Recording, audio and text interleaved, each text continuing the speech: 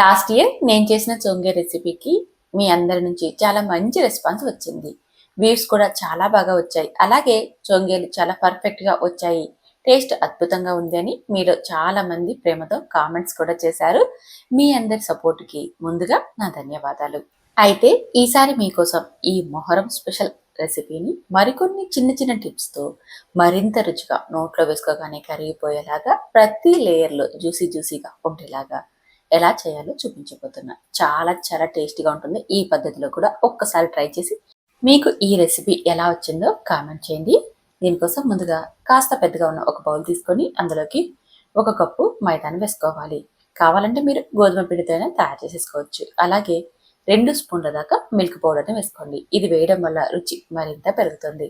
అలాగే మరొక 2 స్పూన్ల దాకా బొంబాయి రవ్వను వేసుకోవాలి. ఇది వేసుకోవడం వల్ల ఆయిల్ తక్కువ పీల్చుకుంటాయి, అలాగే క్రిస్పీగా వచ్చేస్తాయి. ఒక 2 స్పూన్ల దాకా నెయ్యిని, అలాగే చిటికెడంటే చిటికెడు ఉప్పును వేసేసుకొని ఇదంతా బాగా కలిసేలాగా పిండిని ఇలా చేత్తో రబ్ చేస్తుంటూ కలుపుకోవాలి. చూడండి, పిండి అనేది ఈ విధంగా ఉండాలి. ఇలా కలిపేసేసి ఇప్పుడు ఇందులోకి కొద్దిగా నీళ్ళని వేసుకుంటూ చపాతీ ముద్దలాగా మనం మెత్తగా తడుపుకోవాలి. వాటర్ ఎక్కువ ఒకటేసారి వేయకుండా కొద్దిగా వేసుకోండి. అప్పుడు మనకి పిండి ముద్ద పర్ఫెక్ట్గా వస్తుంది. చూసారు కదా, ఈ విధంగా. ఇలా వచ్చాక ఇప్పుడు 1 స్పూన్ దాకా నెయ్యిని వేసేసుకొని ఒక 5 నిమిషాల పాటు చేత్తో మెత్తగా చేసేసుకోవాలి. చూడండి, పిండి ముద్ద ఎంత సాఫ్ట్గా ఉందో.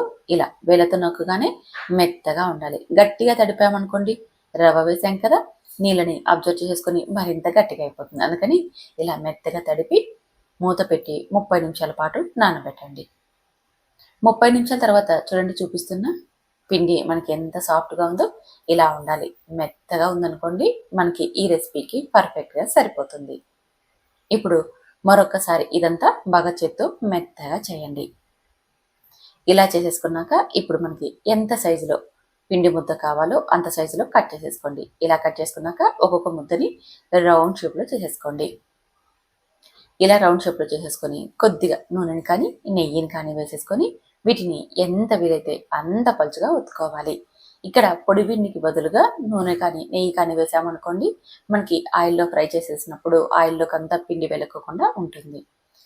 ఇలా పలుచగా తిక్కాక ఇప్పుడు 1 స్పూన్ దాకా నెయ్యిని వేసేసుకొని చూడండి, ఇలా రేకుకు మొత్తం అప్లై చేసేసుకోవాలి. దానిపైన పొడి పిండిని చల్లుకోవాలి. నేను ఇక్కడ మైదాన్ని చల్లుతున్నాను. మీరు కావాలంటే ఈ ప్లేస్లో గోధుమ పిండినైనా వేసేసుకోవచ్చు. ఇలా మైదాన్ని వేసేసుకున్నాక చూడండి, మొత్తం అంతా కూడా బాగా అప్లై చేసేసుకోవాలి.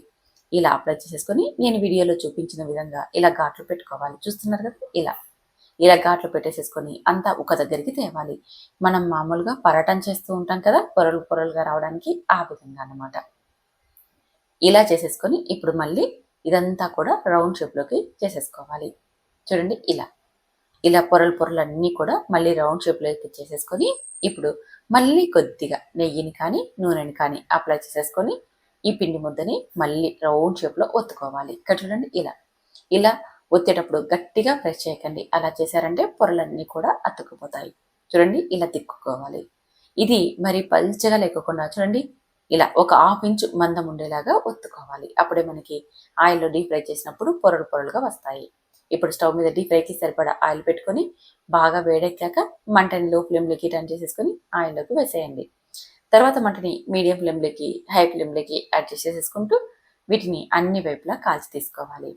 అలాగే మనం వేసాక ఇలా గరిటెతో ఇలా నొక్కుతూ ఉన్నామనుకోండి, పొరలు గుచ్చుకుంటూ ఆయిల్లో మంచిగా ఫ్రై అయిపోతుంది.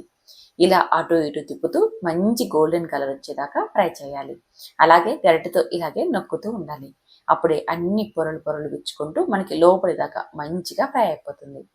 ఇది ఫ్రై అవ్వడానికి కాస్త టైం ఎక్కువగానే పడుతుంది. కాస్త మందంగా ఉంది కదండి, అంతేకాకుండా మనకి బాగా క్రిస్పీగా ఫ్రై అవ్వాలి లోపలి దాకా. అందుకని అటు ఇటు తిప్పుతూ చూడండి, ఈ విధంగా గోల్డెన్ కలర్ వచ్చి ఎప్పుడైతే పొరలన్నీ క్రిస్పీగా కనిపిస్తాయో అప్పుడు నూనెలోంచి తీసేసుకోండి. చూడండి, ఎంత మంచి కలర్లో వచ్చిందో.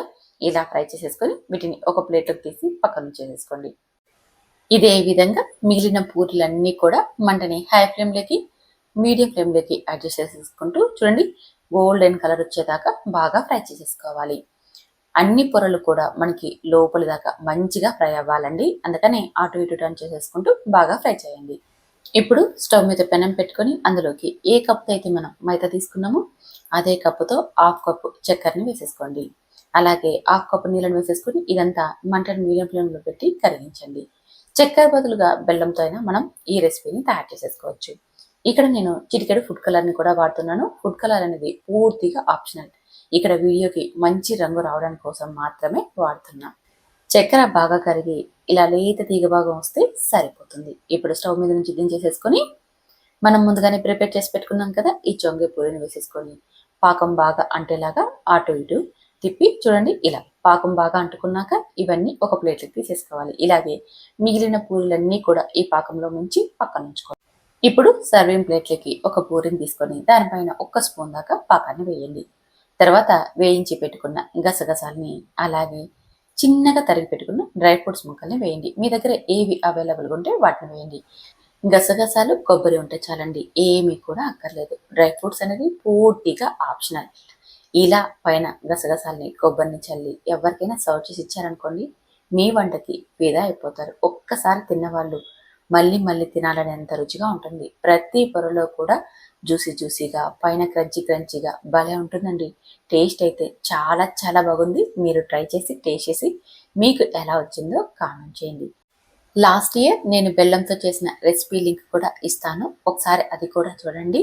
అలాగే బెల్లం అలాగే చక్కెరతో చేసిన ఈ 2 రెసిపీలని చూసి ట్రై చేసి మీకు ఎలా వచ్చాయో కామెంట్ చేయడం అలాగే మీ ఫ్రెండ్స్ మెంబర్కి షేర్ చేయడం అస్సలు మర్చిపోకండి. Thank you for watching.